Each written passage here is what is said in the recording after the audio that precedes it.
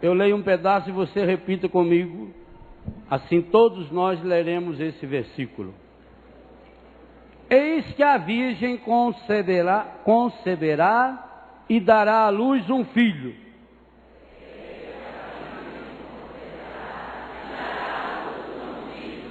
Que se chamará Emanuel. Que significa Deus conosco. Agora juntos. Eis que a virgem conceberá e dará à luz um filho, que se chamará Emanuel, que significa Deus conosco. Palavra da salvação. Pode aplaudir.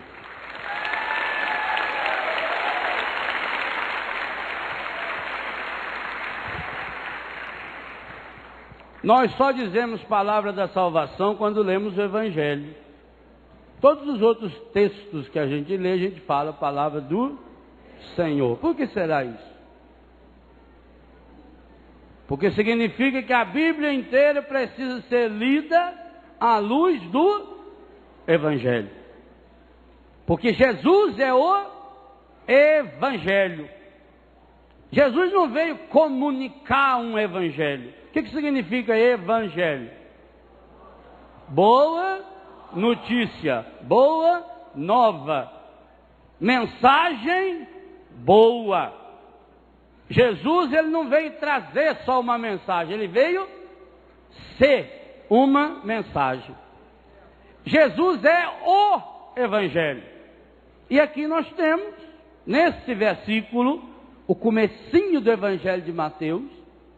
E se você observar, essa vai ser a tônica do Evangelho de Mateus inteirinho. Por isso que Mateus vai encerrar o Evangelho reafirmando a mesma coisa. Eis que eu estarei convosco todos os dias até o fim dos tempos. Eu estou convosco. Ele está no meio de nós. Não é essa grande proclamação que esse acampamento quer fazer para iluminar o ano inteirinho, o ano de 2004? Ele está no meio de nós. Pois muito bem, no dia de hoje, dia da Sagrada Família, cada um aqui já recebeu pela manhã uma missão dupla.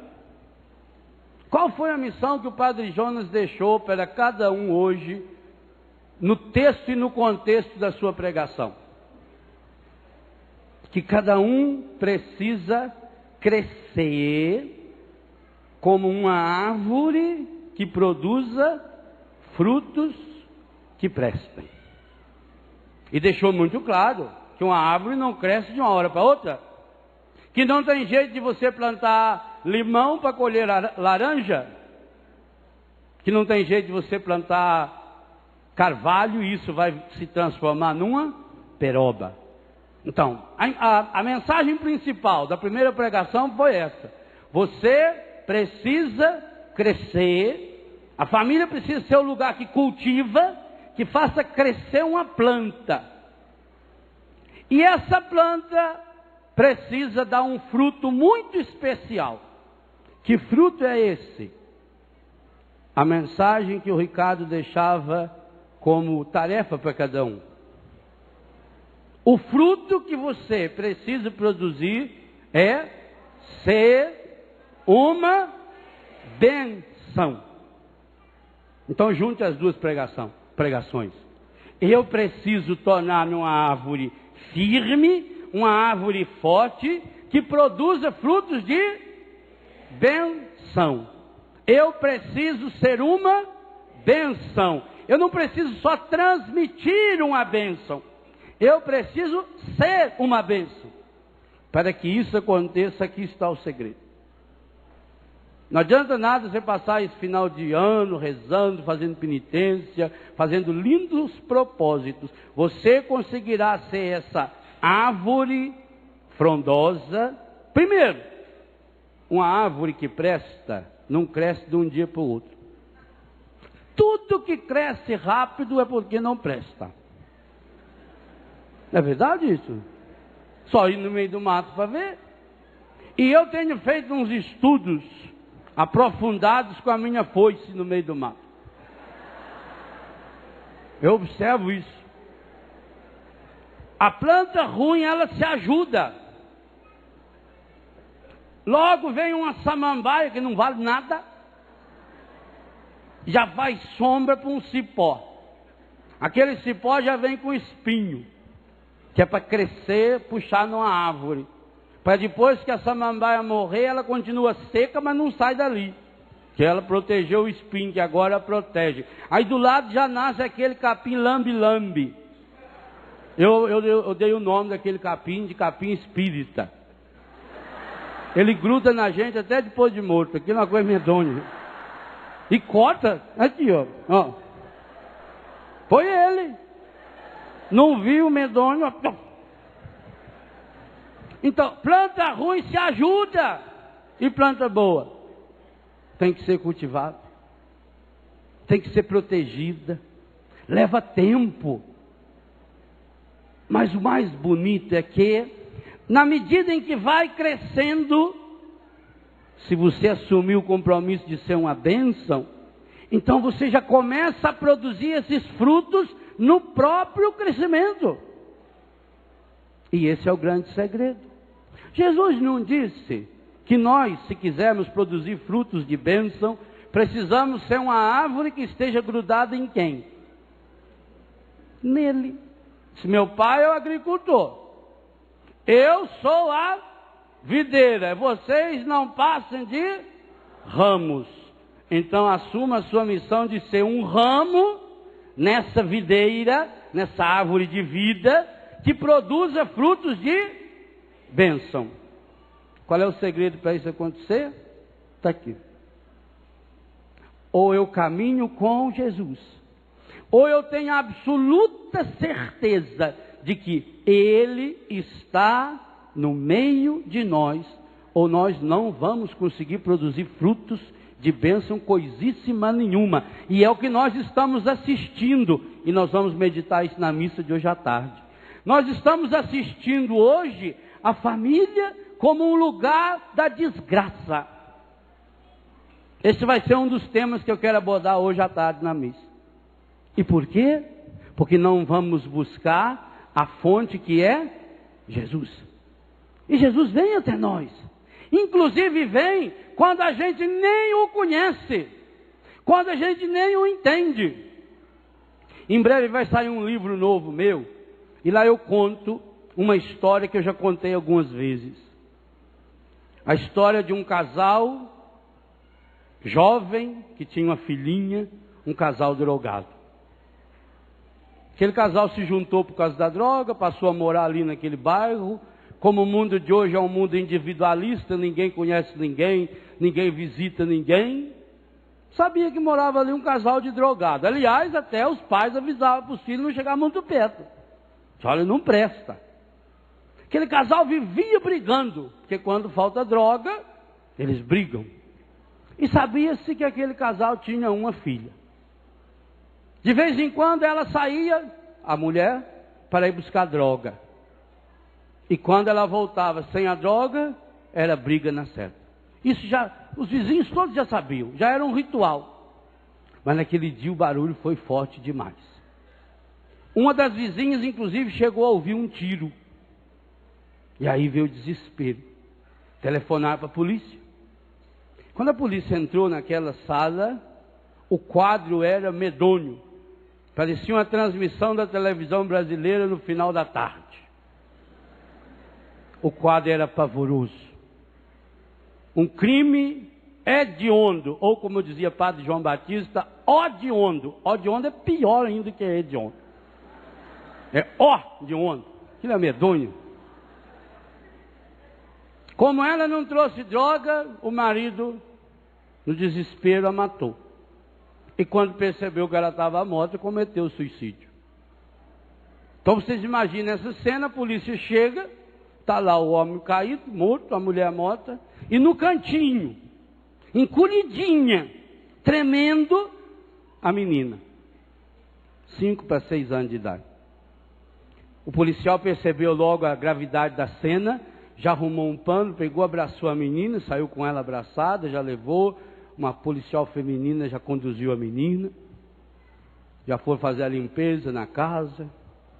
Ninguém tinha notícia do casal. Puseram notícia no jornal, não apareceu família. Ninguém quer ser parente de gente ruim. Por isso que eu me indigente. Se o cara falar que ganhou na loteria, parece parente dele, nossa, vem com a árvore genealógica pronta. Sim, senhor, nós somos irmãos. Faz 22 anos que eu estava procurando você. Olha como Deus, se não é você ganhar na loteria, nem ia descobrir, porque aí eu vi você na televisão. Pelo formato do nariz eu percebi que nós é irmão. Aqui eu já vim com o DNA pronto. Agora, quem quer ser parente de gente ruim? Nem em casa. Quando o menino é meio ruim, o marido fala, aquele lá que puxou para a sua família, aquele pequenininho lá. Como é que é o nome dele mesmo? Aí é o louco. Ofende a mulher, né? Então ninguém queria, não achou parente. O conselho tutelar foi arrumar uma família para cuidar da menina. Conseguiu uma família. Aquela família que adotou a menina era uma família católica. Aí pensou, essa menina não deve ser nem batizada. Aí foi conversar com o padre. O padre falou, olha, o que pode ser feito é tentar descobrir alguma coisa. Se não conseguir, faz-se o batismo sob condição. Porque o sacramento é uma vez só, um só batismo, está lá em Efésios 4. Podia fazer o seguinte, já que ela está numa idadezinha boa, ela podia entrar na catequese de primeira comunhão, catequese de 2 anos, vai preparando. Uma semana antes da primeira comunhão, tem a renovação das promessas do batismo, então a gente já fazia o batizado dela. E ela depois fazia a primeira comunhão junto com os coleguinhas. A ideia maravilhosa. Então o padre chamou a catequista e falou, olha, nós temos aquela menina que os pais morreram, viu no jornal? Vi, sim, até guardei um recorte lá em casa. Não sei para que guarda, né? Foi providência de Deus que eu guardei lá. Então, aquela menininha ali, ela vai vir para a aula de catecismo. Mas veja bem, os pais dela não eram católicos, nunca falaram de Deus para ela. Ela não sabe nada de Deus, nada. Então, você precisa bolar uma aula para que essa criança não se sinta abandonada, marginalizada. Aí a professora pensou e bolou uma aula. Então, o primeiro dia de aula, a professora pôs uma mesinha assim em cima da mesa, pegou uma imagem de Jesus misericordioso, uma imagem branquinha, bonita, com aquele raio azul e vermelho, pôs em cima da mesa e cobriu com um paninho. Aí os alunos em volta, quando começou a aula, cada um se apresentou. Aí a professora falou, bom, agora todos se apresentaram, eu queria apresentar uma pessoa para vocês. Eu queria apresentar para vocês a pessoa mais importante do mundo. Quem será que é? Aí um falou assim, o Lula. Não. Meio parecido, mas não é não. Falou, Saddam Hussein. Não. Aliás, o Saddam Hussein está deixando uma grande esperança para o mundo. Se em 2003 ele saiu do buraco, em 2004 você com certeza também vai conseguir sair. Até ele saiu. Falou, não é ele não. A rainha da Inglaterra, não. Ela fez operação lá, mas não é ela não. Quem será? Vamos fazer o seguinte. Eu tenho aqui a estátua dele. A criança que souber quem é, não fala. Só levanta a mão. Ela foi tirando devagarinho as crianças. Devagarinho. Tirou. Levanta a mão. Todas levantaram a mão. Inclusive a menina. A Thalita. Aí a professora falou, Thalita, Que pessoa, criança é tudo igual, levanta a mão, tudo bom. Isso é igual a oração de cura. Às vezes quando fala que começa a curar, tem gente que cura tudo. Às vezes tem que tomar cuidado, que é doença de homem, a mulher fala, louvado Senhor, aleluia. Perigoso. Criança é assim, criança vai na onda. Lá em Florianópolis tinha uma freira que ela levantava tudo quanto é doença que tinha lá. Fala que é eu que ganhei a cura.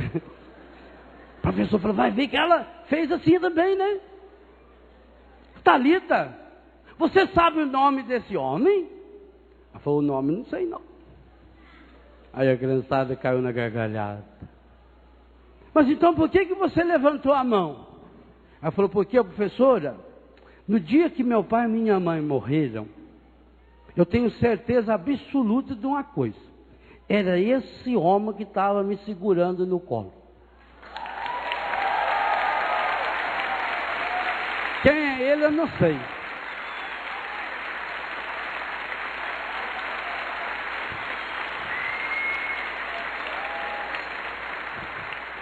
Esse é o grande convite que a Canção Nova quer nos fazer, a mim e a você, a nossa família, nesse acampamento e nesse ano que inicia. Se nós tivermos a graça de chegarmos à certeza, mas uma certeza por experiência, aconteça o que acontecer em minha vida, Ele está no meio. Agora que coisa espetacular. Qual é o nome dele? O nome dele que nós lemos aqui no versículo. Emanuel, que significa? Repita, Deus. Ele está no meio. Por que esse plural? Por que esse plural? Porque nós não podemos pensar, e Jesus Cristo desde o começo veio nos ensinar, que se eu quiser ter o meu relacionamento com o meu Deus, eu estou fora do projeto de Jesus. A nova era quer nos ensinar isso. E inclusive tem muitas religiões que se dizem cristãs, em que os pastores bufa, pastor e bispo e mais não sei o que, bufa lá na frente, falando em nome de Jesus, mas é um meu Jesus. E esse meu Jesus não é o Jesus da palavra. Esse Jesus da palavra é Emanuel, que significa Deus conosco, é plural. E conosco significa, no mínimo, eu e você. No mínimo. No mínimo, marido e mulher. No mínimo, pai e filho. E por isso que o Papa vai falar tantas vezes da família como igreja doméstica. É na medida em que nós vamos aprendendo a viver essa comunhão, que isso vai se expandindo. E aí nós podemos formar a grande família dos seguidores de Jesus. E aí nós vamos poder experienciar a força dessa certeza. Ele está no meio de nós. Aconteça o que acontecer, consciente ou inconsciente. Como é que aquela família, como é que aquele homem e aquela moça, aquele rapaz e aquela moça, drogados, que nunca falaram em Deus, como é que eles foram canais de Jesus para aquela menina, a ponto de Jesus estar lá segurando ela no colo? No fundo, o que eles buscaram sempre foi essa felicidade. Aliás, essa é a primeira afirmação do Catecismo da Igreja Católica. O Catecismo da Igreja Católica, do número 1 até o 25, 26, faz uma introdução ao Catecismo. A primeira afirmação do Catecismo, a partir do número 26 e 27, diz exatamente isso. Há dentro do coração do ser humano um desejo profundo de Deus. Não foi alguém que colocou, foi Deus que colocou em nós. E esse desejo profundo nos impulsiona, nos empurra para nos encontrarmos com a felicidade. Aquilo que nós aprendemos, eu nasci para ser feliz, você nasceu para ser feliz.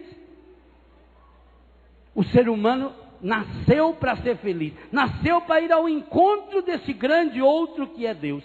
E todos os outros com os quais eu me encontro é só uma indicação para chegar a esse grande outro que é Deus. Quer ver uma bobagem do mundo? Que começa na família. Por que muitos casamentos dão errado? Hoje principalmente. Porque casa com a imbecil ideia de que encontrei uma pessoa que me completa. Encontrei a minha outra metade. Não acha? Não procure metade. Você não é metade? Você é inteiro? Não existe nenhuma pessoa nesse mundo que poderá completar você. Aliás, nem todas as pessoas do mundo poderão completar você. Nunca. Há algo maior que está no nosso coração. Então a imbecilidade, eu me casei com essa mulher casou com esse homem, ele me completa, eu completo você. Os homens bobos então, vão cortando as amizades das mulheres. Você não pode mais ter amigo, agora você tem eu. Deixe de ser besta. Você não tem poder de completá-la e nem ela de completar você. Você é uma seta que apronta para algo muito maior. Cada vez que nós queremos nos encontrar com o outro, na verdade nós estamos atrás do grande outro, com O e nome, que é Deus, para o qual o nosso coração foi feito. Cada vez que nós procurarmos viver essa experiência de amor, nós seremos canais. Isso vai crescer em nós, é árvore, é planta, tem que ser cuidada, demora, tem que ser regada, tem que ser protegida e vai dar frutos. E esse fruto precisa ser bênção. E o que é bênção? Bênção é canalizar um som bom. E não tem melhor som do que a mensagem que é Jesus. Abençoar é falar o bem. Aliás, nós católicos deveríamos assumir um compromisso. Se não for para eu falar bem, eu não falo nada. E isso é ser bênção. Agora, falar bem não significa falar aquilo que o outro quer ouvir. O amor exige quantas e quantas vezes a palavra não. Gostar de alguém é muito fácil. Gostar, é saborear, é se dar bem. Amar não. Falar o bem nem sempre é falar palavras agradáveis. Senão, se fosse assim, Jesus estaria fora dessa, porque Jesus falou algumas palavras muito desagradáveis.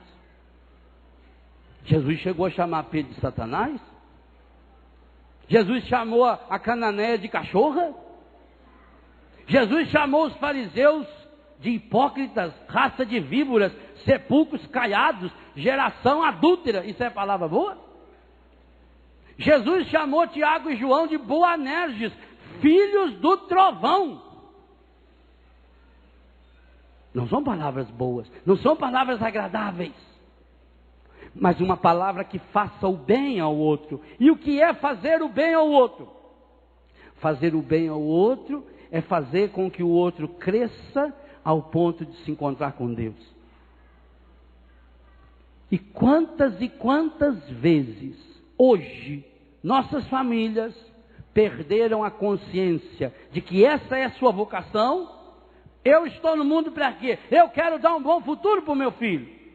Eu quero dar um bom futuro para minha filha. Eu não quero, Deus do livre guarde, Padre, que o meu filho passe tudo que eu passei. Eu estou fazendo o que posso e o que eu não posso, para o coitado não precisar ralar tudo que eu ralei. Tadinho. Essa não é a sua missão de pai. A sua missão de pai e mãe cristãos é fazer com que o seu filho e a sua filha cresçam, torne-se uma árvore frondosa, que deem frutos de bênção para o mundo. Não é para mim. Se é para mim, não é amor verdadeiro. Essa é outra imbecilidade que o mundo ensina. Uma pessoa se conseguir odiar uma pessoa no mundo, não ama ninguém. O amor não exclui ninguém. Uma árvore, ela dá sombra para quem gosta dela ou para quem não gosta dela. Tanto faz. Ela provoca fotossíntese para quem gosta dela, para quem não gosta. A rosa exala o seu perfume para quem gosta dela ou para quem pisa nela. A árvore dá sombra até para o cara que está com o machado cortando o pé dela. Enquanto ele estiver cortando ainda, ela estiver um pouquinho firme, ela está dando sombra para ele. Agora o ser humano diz, eu amo fulano, não amo ciclano. Esse eu amo. Esse eu não amo. Esse eu amo. Bem me quer, mal me quer. Bem me quer, mal me quer.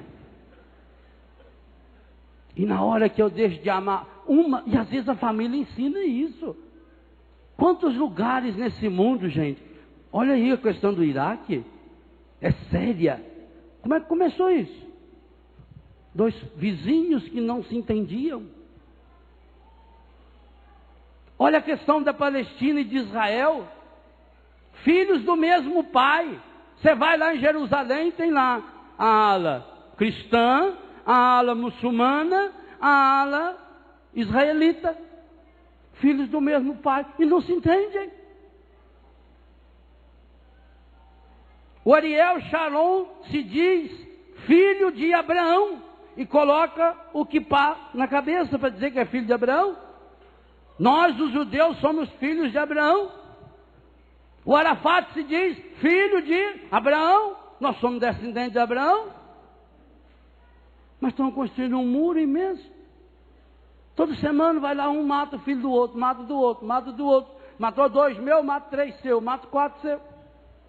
E olha onde está chegando. Mas isso começa lá nos vizinhos. Que briga porque a vaca do vizinho, ou a mula da vizinha, ou a mula no sentido de animal.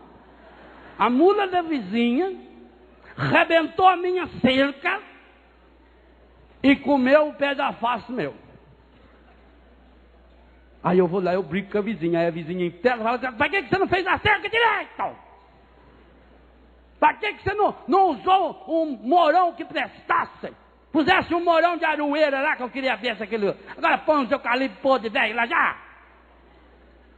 Aí já começa a brigar. Aí a mãe chega em casa e fala aqui, escuta uma coisa. Vem cá, seus cachorrinhos, vem cá que a mamãe quer falar com você. A partir de hoje... Se eu ver vocês conversando com os filhos daquela medonha, ou arranco o umbigo de vocês. Entenderam? Aí as crianças ficam de mal. Se vê o cachorro do vizinho na rua, joga pedra, porque é do vizinho ruim. Vai à missa, olha onde está sentada fulano, eu vou para o outro lado. Para não dar paz de Cristo para ela.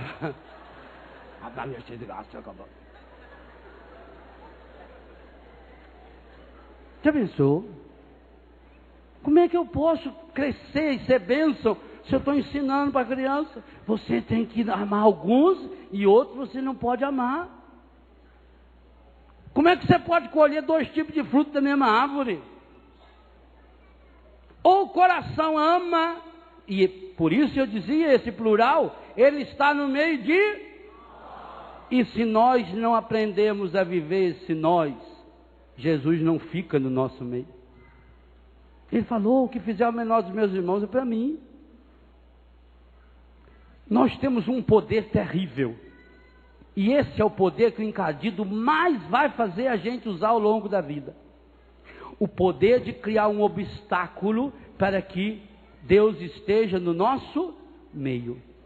O nome diabo, que hoje a Luzia falava de manhã no final da oração, diabo significa aquele que se atravessa entre nós, aquele que coloca no nosso meio. Diabolos é o contrário de símbolo, que junta. É aquele que se coloca no meio. Então, se ele não conseguir colocar-se no meio feito um paredão, ele pode se colocar no meio feito uma lente suja. E como é que eu vou ver uma pessoa pela lente suja? Normalmente o que eu vejo de sujeira nos outros está aqui em mim. A mulher não ficava falando mal da vizinha? Não sabe nem lavar roupa? Olha lá para você ver, põe os lençóis dela lá para aquarar, lá, tudo manchado. Aí o marido falou, bem, é o vidro aqui de casa, da cozinha, aqui a janela. Limpa o vidro aqui.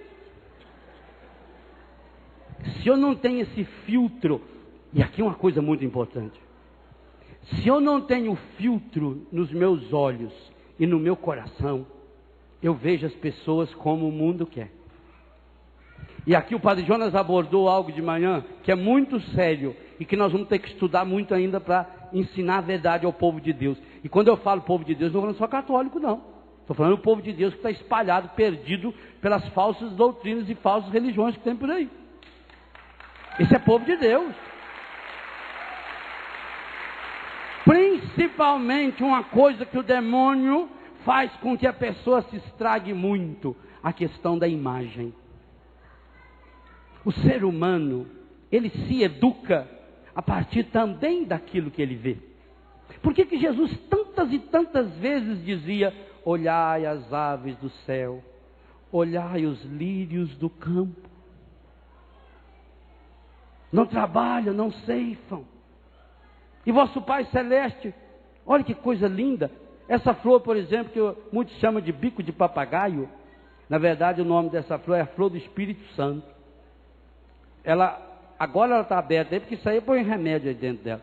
O natural dela é abrir pelo meio, finalzinho de abril, maio, junho. Em Pentecostes está tudo aberto assim. Essas folhas vermelhas, elas eram verdes. Vai se transformando, vai avermelhando. Gente, quem é que pinta isso? Não pensem vocês que isso aí é o símbolo da Portuguesa de Esportes, que não. Não é em homenagem aos meus queridos que estão em direto agora nos vendo aí em Portugal. O símbolo da bandeira é verde e vermelho.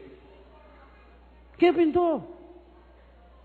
Quem pôs essa tinta aí dentro desse vasinho? Então, na medida em que eu vou olhando, quando a gente olha coisas bonitas, a nossa imagem vai se assimilando e vai assimilando as coisas bonitas. E eu vou reproduzindo coisas bonitas. Por que o demônio trabalha tanto a questão da sensualidade? Vejam nessa área o que a nossa mente é capaz de produzir.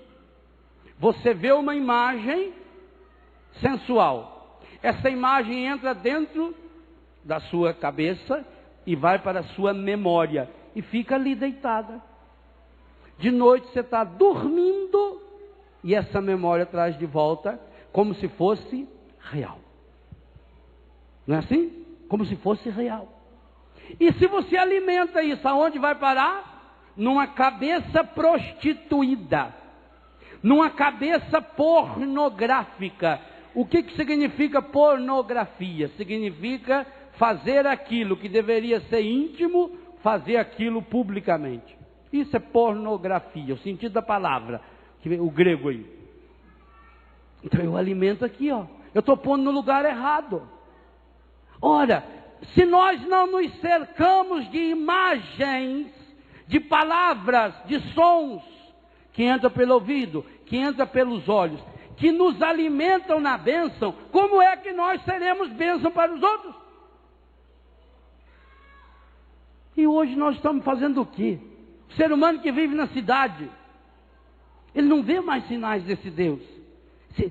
Quem contemplar um pezinho de flor do Espírito Santo dele, o cientista que fizer um estudo sério sobre essa planta, ele vai chegar numa conclusão: Deus existe.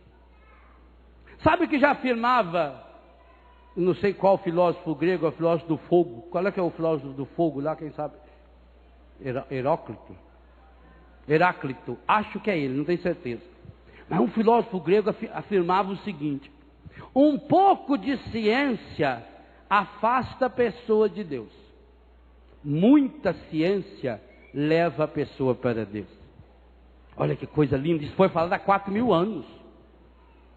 O mundo moderno, com toda a ciência que tem, tinha que cada vez mais se aproximar de Deus. E por que não se aproxima? Porque cria-se imagens estragadas, imagens deturpadas, lentes sujas. E eu começo a criar isso, educando meu filho, dizendo: não fale com o filho da vizinha. Não brinque com aquela criança, ela não presta. Mamãe, mas ela é minha amiga. Mas ela não presta. Você quer saber mais do que eu? Quem que é sua mãe? É eu? É. Aí a criança fica conversando com a coleguinha lá na escola. Aí a professora vai lá e põe as duas para trabalhar no mesmo grupinho. Que hoje em dia tem muitos trabalhos em grupos, né? Porque aí não precisa você preparar a aula, você chega lá, você põe as crianças para ficar conversando, deu os 45 minutos, ó, beleza? Ou senão, vamos fazer pesquisa, né? Não precisa preparar a aula, não precisa fazer nada. Pesquisa é você copiar de um monte de livros. Se copiar de um só, não pode, aí é frágil. Tem que copiar de vários, um textinho aqui, aqui é uma pesquisa, bacana. Aí a professora põe as crianças para trabalhar junto. Aí a mãe, com aquela inteligência espetacular, falta relinchar, vai lá e tira a criança da escola. Porque eu não quero que a minha filhinha vive se contaminando com esse povo que não vale nada. Olha como nós semeando inferno. E aí eu vou lá na igreja e rezo: ó Jesus, eu queria pedir que o Senhor viesse atender minha filha, viu? Amém. Ele está no meio, eu e meu esposo, eu e minha esposa, eu e meu filho, eu e meu vizinho, eu e aquela pessoa que eu não conheço, eu e aquela pessoa que é um estranho, pior, eu e aquela pessoa que me faz o mal. Fácil? Nós só vamos conseguir crescer essa árvore frondosa e produzir frutos de bênção se eu quero assumir o compromisso de ser uma bênção para o outro, ou eu começo a levar a sério essa certeza que a palavra nos dá, ou nós seremos derrotados. Comece a sua Bíblia. Aliás, daqui a poucos dias você pode começar de novo a sua leitura bíblica. No dia 1º, compre, ainda dá tempo, uma caneta de 4 cores, uma reguinha, e vai riscando a sua Bíblia. 4 capítulos por dia, num ano inteiro, você lê a Bíblia toda. Vai marcando uma coisa interessante. Como é que o povo de Deus vencia as situações mais difíceis? Qual é o segredo que perpassa, e eu vou retomar alguns desses segredos durante esse acampamento, que perpassa a história do povo de Deus? Há um segredo, e esse segredo se repete ao longo do Antigo Testamento inteirinho, se repete pelos profetas, se repete na oração, todos os salmos, e vai se repetir com a presença de Jesus. E é esse anúncio que nós acabamos de ler. A certeza de que Deus está comigo. O que Deus falou para Moisés quando Moisés disse: Senhor, mas eu não consigo, eu sou muito fraco. Eu estou com você, vai. Quando o povo se viu diante do Mar Vermelho para atravessar: eu estou com você, vai. Quando Josué chegou para entrar na terra prometida, tinha lá os muros de Jericó. E Deus vai repetir, 1º capítulo de Josué, versículos 6, 7 e 8. Eu estou com você, não tenha medo, vai.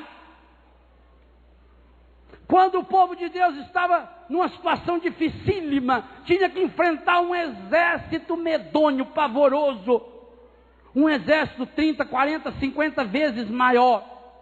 Eu estou com você, vai. O que Deus falou para Gideão? O que Deus falou para Josafá? Eu estou com você, vai. Essa é a grande certeza. E para nós católicos, então, o contexto dessa frase animadora, ela precisa ser aplicada a cada situação da nossa vida. Ele está no meio de nós. Nós estamos numa situação dificílima. Nossa família está passando por um problema muito sério. Nós estamos com uma pessoa da nossa família com uma doença muito grave. Como é que nós vamos sair dessa? Na hora em que nós nos convencemos, Ele está no meio de nós. Nossa comunidade está passando uma situação difícil.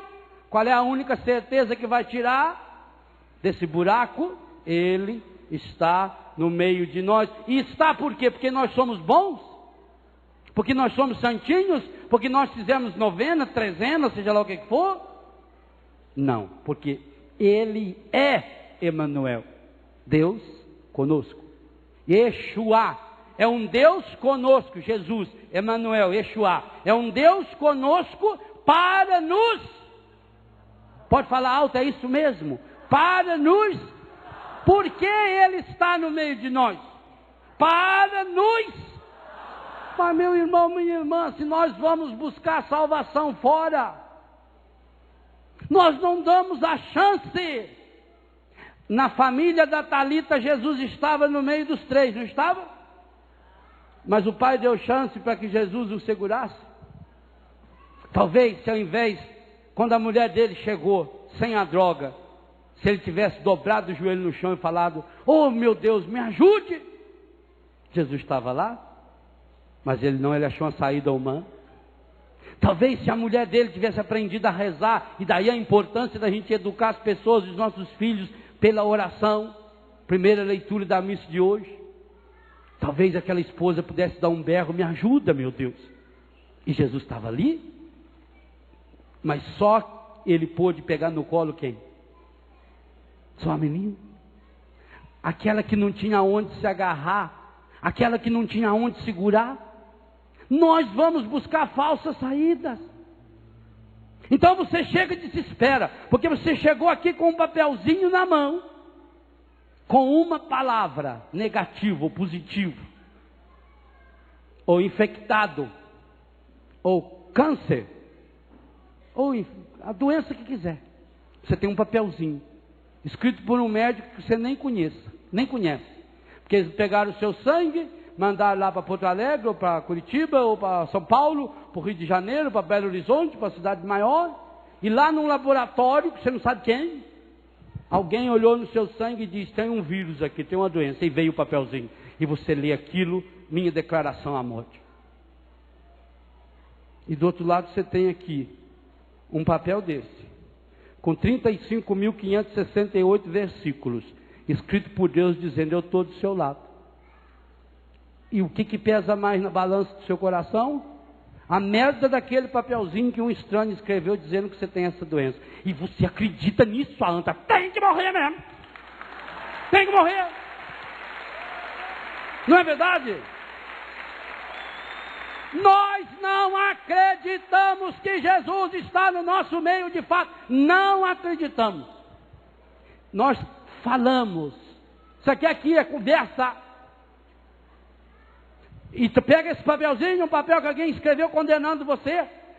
Como é que um cara lá, não é bem um cara, um sujeito meio esquisitão, colunista do jornal, escreveu uma nota contra você, e aquilo te deprime. Tem que deprimir mesmo, que é besta. Aqui você tem 1556 capítulos escritos, 1534 capítulos escritos para você, dizendo: levanta, eu estou no seu meio, eu amo você, eu teci você no seio de sua mãe, a sua vida tem um sentido, você não veio ao mundo por acaso, você é o único no mundo. E você não acredita? E não, por quê? Porque não experimenta, porque é conversa. Ele está no meio de nós. Isso é conversa. Nós ainda não acreditamos que o nosso Deus é um Deus conosco. E Ele é conosco não porque eu sou católico, porque eu sou padre, porque eu não peco, porque eu faço novena, porque eu sei rezar. Não, Ele está conosco porque Ele não pode deixar de estar. Então, meu irmão, minha irmã, se você quer assumir esse compromisso de crescer para tornar-se uma bênção para as pessoas, você precisa pedir uma grande graça ao Senhor. E essa deveria ser a grande graça que cada um de nós deveríamos pedir nesse acampamento. a certeza de que Ele está no meio de nós. Se Ele está no nosso meio, nós vamos conseguir. Se Ele está no nosso meio, nós vamos sair desse buraco. Mas humanamente não tem saída. Ótimo, Deus gosta dessas situações. Ou a Bíblia está errada, ou então vamos deixar de ser cristãos fajutos. Mas é preciso que a gente tenha a coragem que teve Marta e Maria de Betânia. Mandaram avisar Jesus: Senhor, aquele que amas está enfermo. Jesus não veio na hora que elas queriam. Amar não é falar o que o outro quer ouvir. Amar não é fazer a vontade do outro. Ah, eu pedi para Deus e Ele não me atendeu, também agora eu não vou mais lá. Não, azar o seu. Ele está lá para te carregar no colo, que nem carregou a Thalita. Agora, se você pegar o revólver e dar o tiro, Ele não vai pôr o dedo na frente. Isso Ele não pode fazer. Há um espaço interior, a consciência, onde eu tomo a decisão do que eu faço com a minha vida, que nem Deus pode interferir. Ele pode me ajudar. Ele pode mostrar sinais. Ele enche o mundo de sinais. Estou aqui, eu estou aqui. Essa flor está dizendo para mim e para você: eu estou aqui. Agora, se você não quer pegar essa presença de Deus e colocar dentro da sua vida, Deus não vai forçá-lo. Deus não pode forçá-lo. Essa é a grande graça que nós precisamos pedir ao Senhor. A graça de avisá-lo dos nossos problemas. Senhor, aquele que amas está enfermo. Em Lourdes é muito bonito. Sabe por que Lourdes é o lugar que mais acontece milagre na face dessa terra? Ao menos milagre comprovado pela ciência. Eu não tenho dúvida. É aquele passeio do Santíssimo que acontece toda a tarde. Todos os dias, às 5 horas da tarde. É impressionante. Se tiver 10 pessoas, se tiver 10 mil pessoas, o Santíssimo vai passando. Tem aqueles corredores pintados no chão, aquelas cadeiras de rodas, os voluntários vão levando, o Santíssimo vai passando, e o microfone vai avisando, em francês e às vezes em outras línguas: Senhor, aquele que tu amas está enfermo. E eles vão passando o Santíssimo. Ninguém põe a mão no Santíssimo, nem pode chegar perto. Por que adianta? E que eu não gosto mesmo, eu tenho horror, eu tenho pavor. Quando eu vejo pela televisão, eu baixo minha cabeça para não ficar bravo. Porque tem gente que pensa que a adoração ao Santíssimo é uma coisa que ir no centro espírita para pegar passe. Então fica lá passando mão. Não. Eu tenho que deixar Deus tomar posse da minha vida. Tem uma grande diferença, passe e posse. Deixe Deus tomar posse do seu coração e da sua vida. Então a gente vê aqueles doentes, eles vão olhando para Jesus, Jesus vai passando, solenemente, o sacerdote vestido aquelas roupas solenes, e o alto-falante vai dizendo: Senhor, esse que tu amas, aquele que tu amas está enfermo. E quanta gente sai de lá completamente curada, completamente transformada. Gente, são milagres que a medicina fica abestada. E sabe de uma coisa interessante em Lourdes? De todos os milagres, porque curas milagrosas em Lourdes tem milhares. Milagres, são 56 confirmados, oficialmente, que aquele grupo de 20 e poucos cientistas que tem lá do Comitê Médico Internacional, entre eles vários médicos ateus. Vocês sabiam, por exemplo, que entre os milagres de Lourdes, milagre, existe miraculado, gente que recebeu o milagre, que era muçulmano, ateu, gente que não acreditava em Deus, gente que não acreditava em milagre. Por quê? Porque é uma certeza que independe de um momento emotivo, afetivo, e que depois não muda a minha vida. Quando o Senhor passa e que se reafirma aquilo que Marta e Maria mandaram avisar: Senhor, aquele que tu amas está enfermo. Pode ser que Jesus não venha naquela hora, e talvez não venha para que a obra seja maior ainda, como não foi a Betânia. Esperou dar 4 dias. Por que esperou dar 4 dias? Também em Caná ele só chegou no 4º dia, porque para o judeu o 4º dia é o fim. O 4º dia é o começo do impossível. No quarto dia, para o judeu, a alma está separada por completo do corpo, não tem mais esperança. Por isso que Jesus ressuscitou no terceiro dia, porque senão nenhum ia acreditar. Jesus chegou em Betânia no quarto dia, tudo estava acabado. Marta e Maria já tinham inclusive conversado entre elas e tinham reclamado de Jesus, porque a hora que Jesus chega, as duas falam a mesma coisa: Senhor, se tivesse estado aqui, nosso irmão não teria morrido. Marta fala isso, aí manda avisar Maria, Maria vem, chega e fala a mesma coisa. E Jesus diz: o que eu disse para vocês? Se vocês de fato acreditarem, vocês iriam ver a glória de Deus. Ver a glória. Ora, São João vai afirmar isso exatamente no capítulo 1, no versículo 14, quando diz: o verbo de Deus se fez homem e habitou entre nós. Ele está no meio de nós. E nós vimos a sua glória. Vimos. É uma experiência. A experiência que a CNBB está nos colocando como grande projeto de evangelização para os próximos anos. Vocês verão daqui uns dias, espalhado nos meios de comunicação, o grande símbolo. Tem um Q formado pela letra C e pela letra J. O C e o J sim formam um Q. Cristo, caminho, e o J, Jesus. Formando um Q, queremos ver Jesus. E dentro desse Q, formado pela letra C e pela letra J, tem 3 Vs sobrepostos: de ver, de verdade e de vida. Esse primeiro V é espetacular.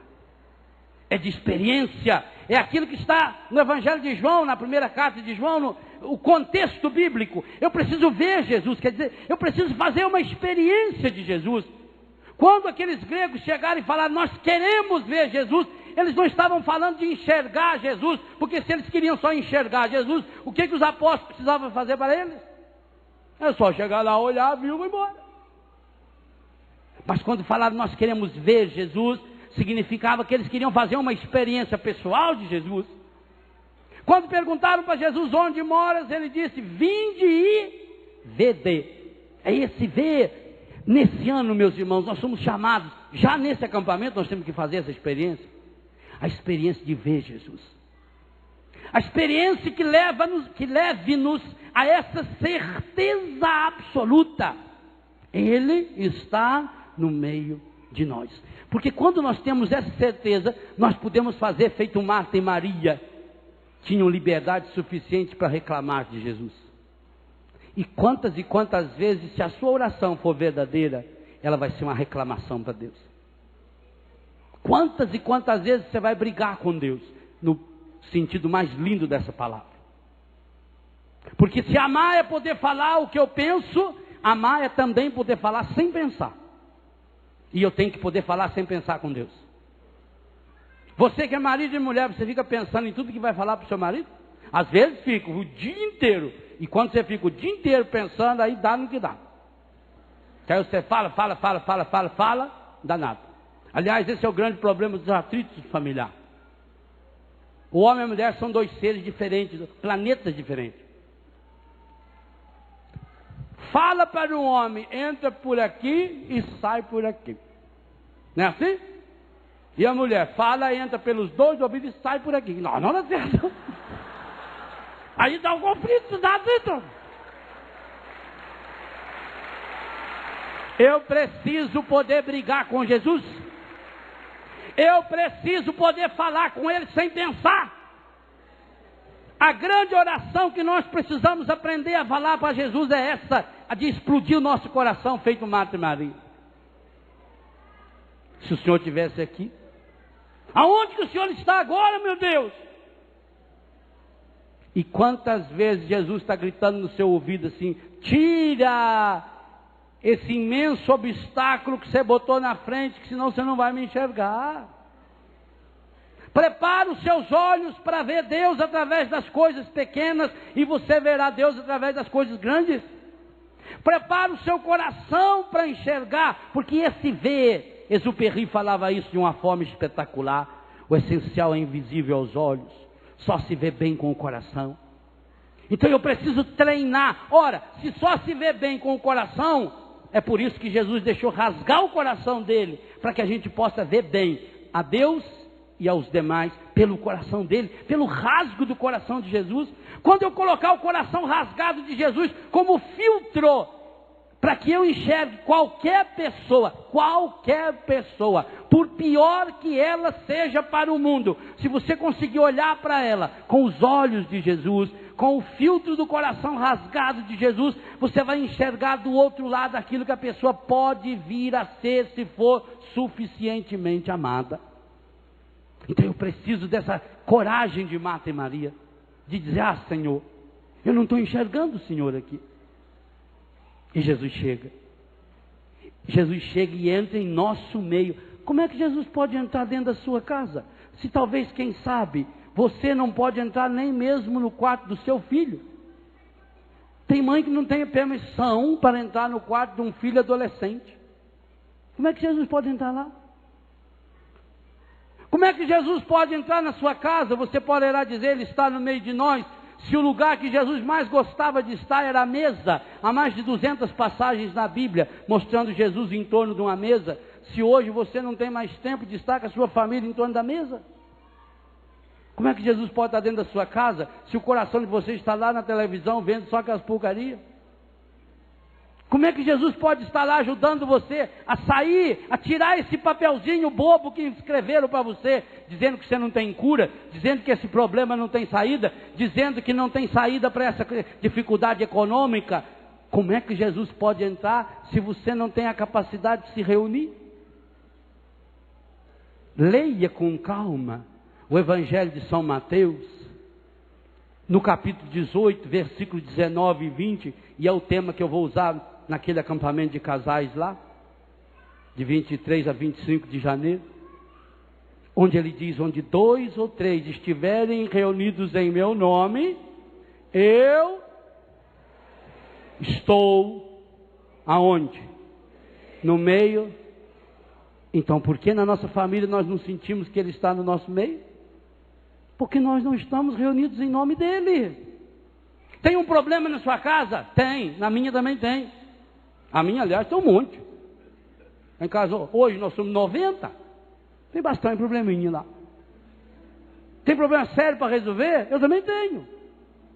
Aliás, se eu fosse pensar nos problemas que eu tenho para resolver, eu não estaria aqui. Mas dizia isso para uma filha hoje ainda, repetindo Santa Teresa d'Ávila, quando Jesus disse para ela: se encarregue dos meus problemas, que eu me responsabilizo pelos seus. Então é isso que nós temos que acreditar. Como é que Jesus vai poder mostrar lá para você que tem saída, se você não se reúne em torno dele? Gente, tristeza das tristezas. Quantas famílias que se dizem cristãs, que não se reuniram nenhuma vez para fazer uma preparação para o Natal? Nenhuma. Não teve nenhuma vez nesse Natal em que estavam todos os que moram naquela casa juntos para fazer uma novena. Um dia, quanto mais os 9. Mas quantos, inclusive, se vestiu de Papai Noel? Coincidentemente, o Papai Noel tem aquela roupa vermelha, porque foi usado pela Coca-Cola no ano de 1931 para fazer uma grande propaganda do Natal. E ficou até hoje com a mesma roupa. Talvez você tenha se vestido de palhaço como eles. Se vestir de Coca-Cola. As cores da Coca. Para anunciar para as crianças que o Natal é falso. Talvez você não encontrou de fato com esse menino. E aliás, por que ele nasce menino? Porque é a árvore que vai crescer para dar fruto, que é a bênção. E ele veio ser a nossa bênção. E não é uma bênção só não. Leia o primeiro capítulo de Efésios. Lá está explícito de que Deus reservou para mim e para você, desde antes da fundação do mundo, toda a bênção possível e imaginável. Mas que essa bênção só tem um caminho para chegar até você. E esse caminho tem nome. E esse nome é Jesus. Então peça para Ele: eu quero, Senhor, eu preciso, Senhor. Eu preciso fazer essa experiência, Senhor. Eu estou nesse acampamento para isso, Senhor. Ao longo desse ano que se inicia, eu necessito, Jesus, com urgência. O Senhor sabe, Senhor, o quanto eu preciso de um encontro pessoal contigo nesse acampamento. Não só nesse acampamento, não. Agora, Jesus. O Senhor sabe o quanto eu necessito. O Senhor sabe que eu também tenho na minha mão esse papelzinho, Senhor, onde está escrito que eu estou condenado, que eu tenho uma doença grave, que eu tenho uma dívida. Tem nesse papelzinho escrito que eu não presto, que eu não valho nada, que tudo dá errado na minha vida. Tem esse papelzinho escrito numa delegacia de que eu sou um criminoso, de que eu sou drogado. O Senhor sabe que eu trago comigo esse papelzinho escrito que eu sou um prostituto, uma prostituta, um homossexual, um adúltero. Tem muitos papéis que escreveram, Senhor, a meu respeito, e alguns fui eu mesmo que escrevi, Senhor. Escrevi e reescrevi com os meus pecados. Por isso o Senhor sabe o quanto eu necessito. E eu estou aqui para dizer: eu quero, Senhor. Eu quero vê-lo, Senhor. Eu quero tocar seu coração, Senhor. E eu preciso que o Senhor venha urgentemente tocar meu coração, Senhor. Senhor, eu estou feito aquela menina. A minha família está feita aquela menina, Senhor, encolhidinha no canto da sala, vendo a desgraça acontecer ao seu redor. A desgraça desse meu filho que está na droga, dessa minha filha prostituída, do meu marido que viciado em jogo, em bebida, em adultério. A desgraça, Senhor, do desemprego rondando a nossa família, das inimizades, das mentiras. Oh, Senhor, eu estou feito daquela menina. E eu quero te pedir hoje, Jesus, por tua misericórdia, toma-me nos teus braços, Senhor. Segura-me firme nos teus braços, Senhor. Eu preciso, Senhor.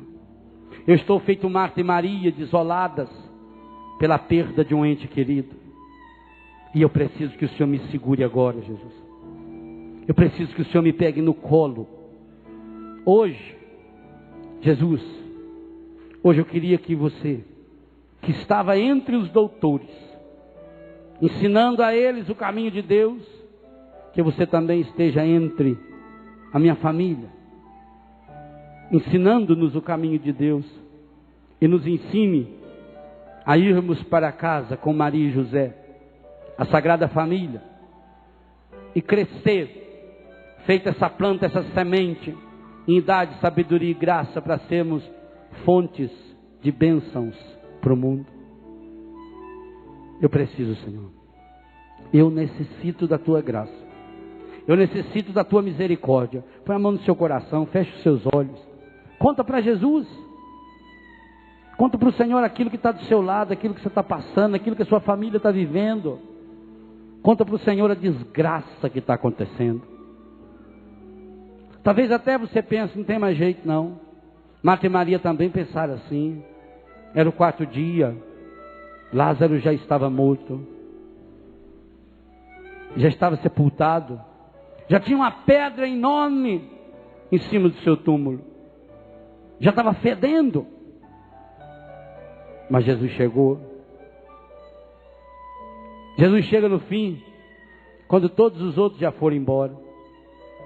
Talvez você esteja assim também. Todos os outros já foram embora da sua casa, da sua vida, da sua família. Mas deixe Jesus chegar. E diz para ele: Senhor, me pega no colo, Senhor. Seja hoje, Senhor, Emanuel, na minha casa, na minha comunidade. Eu quero, Senhor, hoje, nesse acampamento, nesse ano novo, viver a certeza de um encontro pessoal contigo. Toca-me, Senhor. Eu preciso, Senhor. Entre em meu coração, Senhor. Aquilo que depender de mim eu tiro, Senhor. Eu tiro os obstáculos. Eu renuncio os meus pecados, as coisas estragadas da minha vida. E eu o acolho. Vem, Senhor. Toca no meu coração, Senhor. Eu quero experimentá-lo. Um Deus conosco. Um Deus em mim. Um Deus em nós. Um Deus curando. Restaurando. Tirando-me lá do fundo do poço. Tirando a minha família nesse dia especial do fundo do poço. A minha comunidade. Eu preciso, Senhor. Eu necessito, Senhor. Fale para Deus aquilo que você sente. Fale para Deus sem pensar agora. Deixe o seu coração falar.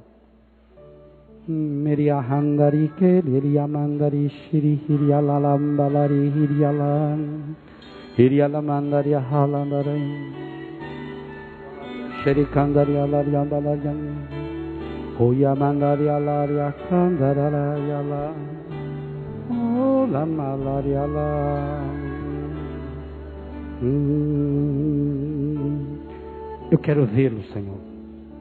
Eu preciso vê-lo, Senhor. Fale sem pensar. Não tem jeito melhor de falar sem pensar do que deixar o Espírito Santo rezar em nós. Solte sua voz.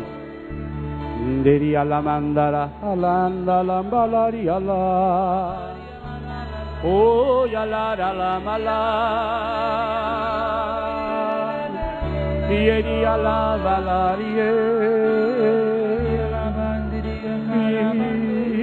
la mandara la we, yeri ala mandara.